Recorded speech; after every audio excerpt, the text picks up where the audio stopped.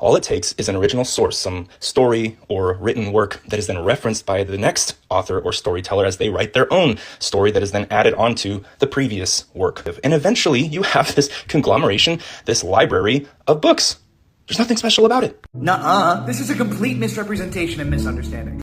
No, it's not.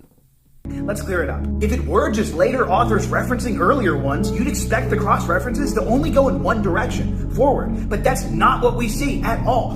It is what we see, provided we are not presupposing the conclusion for which you're trying to argue, provided we do not beg the question. Now let's watch as this content creator blithely, obliviously, and flagrantly begs the question. Old Testament authors write things that connect to events and theological themes they couldn't have possibly known about. No, they don't. Isaiah 53 describes a suffering servant 700 years before Christ. And Isaiah 53 is not a prophecy about the future. It is a part of a series of poems about a servant, frequently a suffering servant, who is repeatedly and explicitly identified as Israel.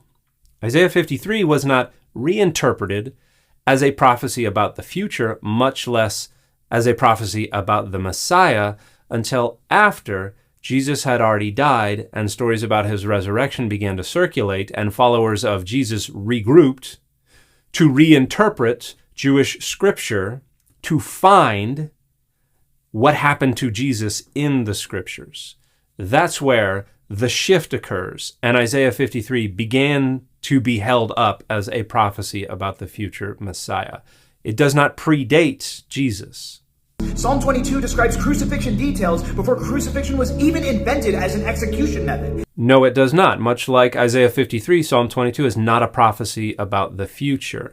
It is a lament about things that had already happened prior to the writing of the text. And the notion that it is prophesying about crucifixion before crucifixion was a thing is based entirely on a mistranslation of verse 16, which says absolutely nothing about piercing anyone's hands and feet. But you have to mistranslate it as a reference to piercing hands and feet for it to have absolutely anything whatsoever to do with crucifixion. And you can check out my video number McClellan 3050 for an in-depth discussion of why the text cannot plausibly be a reference to piercing anyone's hands and feet, much less to crucifixion. Daniel predicts the timeline of empires with remarkable accuracy.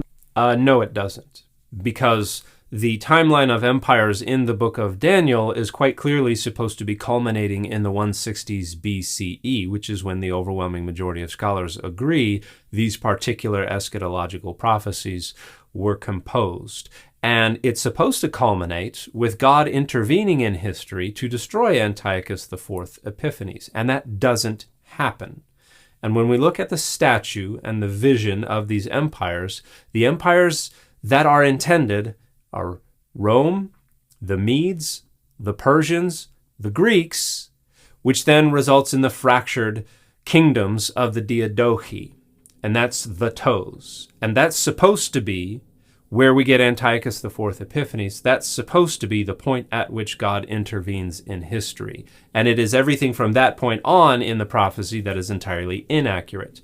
But the generations after these events were supposed to have transpired and didn't, are looking back on these texts and imposing unifying frameworks to try to get them to be relevant to their own time, to renegotiate their significance.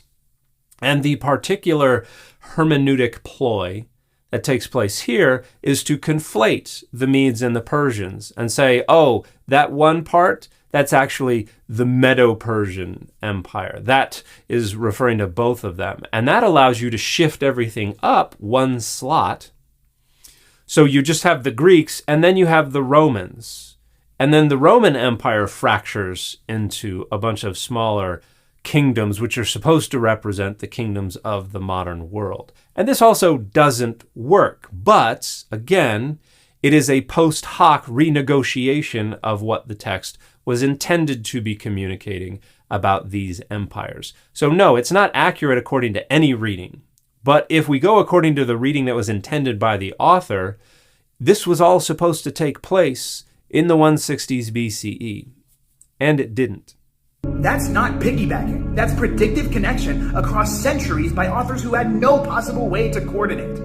No, it is precisely piggybacking because it requires specific interpretations of these passages that the overwhelming majority of scholars agree were not contemporaneous with the initial composition and circulation of these passages. These are interpretations that only pop up later as later readers are looking back on them and trying to renegotiate some significance into them.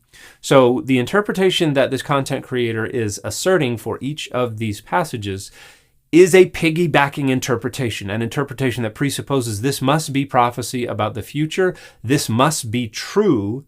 I just need to find the interpretation that allows it to be true. This is still just begging the question. Secondly, these aren't authors working in the same room passing notes. That's not required. As the content creator to whom you're responding said, all that is required is that the traditions be handed on, and the folks who are writing later have access to the earlier traditions. That's all that's required, and that's precisely what happened here. This is 40 plus authors across 1,500 years writing in 3 languages on 3 continents from different cultures and social classes, shepherds, kings, fishermen, doctors, tax collectors. And yet the theological narrative is unified from Genesis to Revelation. Creation, fall, redemption, restoration. It's not all unified. It frequently conflicts. It frequently directly contradicts. And this argument presupposes not only that every word of the text is true, but also that the traditional assignments of authorship that are not actually part of the text are all true. So this is begging the question again. You're trying to make the case that these texts are all accurate by presupposing that they're all accurate. To insist that it's 40 authors presupposes that all the traditions about authorship are true. To insist that it is occurring over 1,500 years presupposes that all of the narratives in the text are true. To insist that it occurred across 3 continents in 3 different languages presupposes that all the narratives are true. Now, it very clearly occurs across 3 languages, but you only get 3 continents if you do one of 2 things. One, presuppose that the Exodus narrative is historical and was written by Moses in Egypt, or you conclude that one of the later New Testament texts, maybe one of the Catholic epistles or something like that, was written in Alexandria, which is not a part of this argument. But all the rest presupposes the veracity of all the claims that are in question in this argument. That's just flagrantly begging the question. You can't say, as long as you accept that it's true, it turns out it's all true. That's just begging the question. That is a fallacy. Try getting 40 random authors across 15 centuries to produce a coherent, unified story without a coordinating intelligence behind it. But you can't demonstrate a single consistent or coherent story. You can only presuppose it. Because the people who engage these stories critically, and in the absence of the presupposition of their historicity and their univocality, consistently arrive at the conclusion that they are not consistent or univocal. This is begging the question. The claim that it is one consistent, coherent narrative cannot be evidence for the conclusion that it is one consistent, coherent narrative. Third, his model of any reference library would do this is testable. Do the Hindu Vedas produce this? Does Greek mythology? Does the Islamic Hadith collection? No, nothing else in human literature matches this level of cross-referential coherence across this span of time. So this is incorrect for a number of reasons, and without even getting to how long these other traditions have been accumulated and how insular and small the communities accumulating them were, there are other texts that have significantly more cross-references. The Mahabharata, for instance, is a much larger anthology of literature and has many more cross-references. But again, the main claim of the coherence, the univocality, the consistency of these cross-references is begging the question, because we actually don't see anywhere nearly as coherent and consistent and univocal an anthology as this content creator is presupposing. Dismissing it as nothing special only works if you don't actually examine it. So there's a degree to which I would agree with the claim that the more you critically interrogate these texts and the data related to their composition and their transmission, the more you grow to appreciate how special they are. Not because there's anything superhuman about them, not because there are any data that demand a supernatural explanation, or even make plausible any kind of supernatural agency or curation going on behind the scenes. That's all pure and utter nonsense. It's special because this is the end of the accumulation of an anthology of literature that was created, accumulated, curated, and transmitted by a small and vulnerable group of people that continued to survive in order to pass on this literature despite all the odds and despite the circumstances. So I don't think there's anything superhuman about it. I think it is a special text. I think there are a lot of special texts from throughout history and around the world. And this is one of them. And it has reasons for being special in specific ways. And that is not to denigrate any other text or to suggest that any other of the world's national or ethnic anthologies are not special in related ways. It's just to point out that this is a fascinating text. I think it's the most influential text that has ever existed. I think it is the most fascinating text, to me, that has ever existed. So I would agree with that.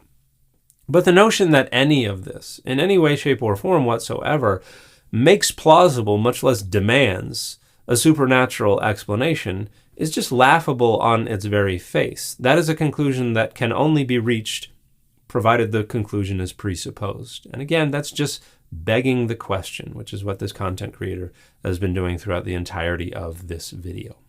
And the fit for this video has been The Last Ronin,